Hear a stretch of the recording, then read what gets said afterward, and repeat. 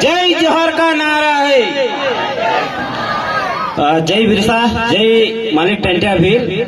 दोस्तों, समय बहुत हो चुका है और इस मानपुर की धरती पर आप दूर दूर से यहाँ पर पधारे और बहन बेटियां आज छोटे छोटे बच्चे को लेकर यहाँ पे सुना, बहुत अच्छा लगा। और ऐसे ही हमारा अगर समाज 70 सालों पहले अगर खड़ा हो जाता तो आज शायद हमारी मतलब एक तरह से सरकार होती, सत्ता होती। लेकिन देर नहीं हुई है, अभी भी समय है।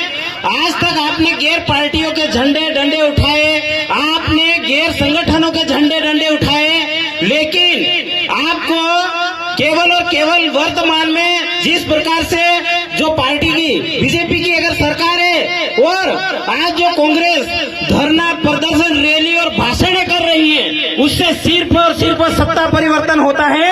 लेकिन इस आदिवासी समाज को ये सोचना चाहिए कि हमारे समाज में क्या 70-75 सालों में क्या बदलाव आया है, क्या हमारी व्यवस्था परिवर्तन हुई है, इस ओर हमें सोचना चाहिए। आज जिस प्रकार से कृत्रिम बारिश किया जा रहा है, जिस प्रकार से महामारी आ रही है, तो कहीं न कहीं जैसे ही महामारी आती है, सरकारी स्कूलें बंद हो जाती है, तो हमारे समाज में शिक्षा व्यवस्था बंद हो जाती है, हमारा व्यापार बंद हो जाता है, हमारी हॉस्पिटल नहीं है। इसलिए हमारे समाज को और तमाम जितने भी आदिवासी संगठन बने हैं, उनको समाज में व्यवस्था परिवर्तन की ओर भी काम करना चाहिए।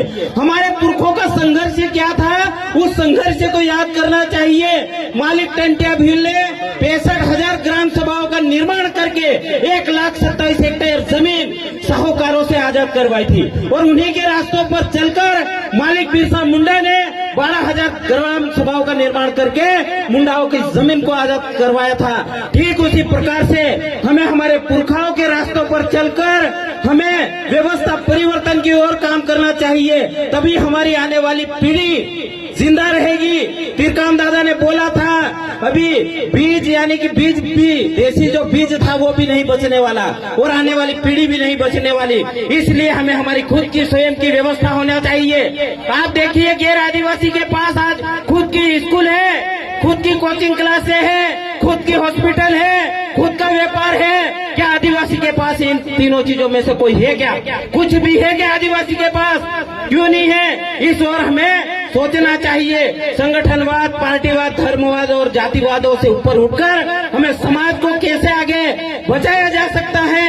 आज ये बारिश हो रही है, फसलें खत्म हो गई है, आने वाले समय में भूखमरी निश्चित होना है। आपके पास क्या व्यवस्था है जो आने वाली पीढ़ी को या इस समाज को जिंदा रख पाओगे? इसलिए हमें हमारे पुरखों के रास्तों पर चलकर हमें पारंपरिक रूढ़िगत ग्राम सभाओं का निर्माण करके हमारी संस्कृति को बचा सकते हैं, हमारी बहन बेटियों को बाहर जाने से रोक सकते हैं, हमारे साथ जो अन्याय शोषण हो रहा है उसको रोक सकते हैं।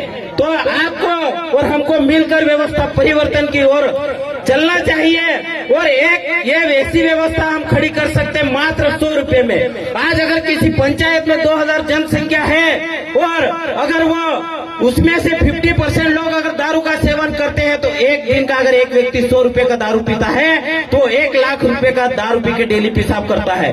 यानी कि हमारे पेटलावत की बात करें तो 132 पंचायत में 1,32,00,000 का दारू पी के हमारा समाज एक दिन में पेशाब कर देता है। यदि वही पेशाब एक महीने में एक दिन के लिए रोक लिया जाए तो 1,32,00,000 हमारे पेटलावत को मिल सकता है। आप सोचिए कि साल भर में कितने करोड़ जो दारू नहीं पीते वो भी महीने में 100 रुपया देते हैं। केवल महीने में एक दिन का 100 रुपया देना है, बाकी आपको जो करना कीजिए। तो जो 1000 लोग दारू नहीं पीते वो भी 100 रुपये देते हैं और जो 1000 लोग दारू पीते वो भी अगर 100 रुपये महीने में एक दिन का देते हैं, तो आप सोचिए 50-60 करोड़ रुपए हमारे पास एक साल भर में खड़े हो सकते हैं और हमारी खुद की हॉस्पिटल हो सकती, हमारा व्यापार हो सकता और हमारी शिक्षा हो सकती है। तो आप हम सबको समाज को कैसे जिंदा रखना है, आने वाली पीढ़ी को कैसे जिंदा रखना है, इस ओर काम करने की जरूरत है। आपके सामने एक सवाल खड़ा है, 3% जमीन को कैसे बचाओगे और 7.5% आदिवासी को कैसे बचाओगे?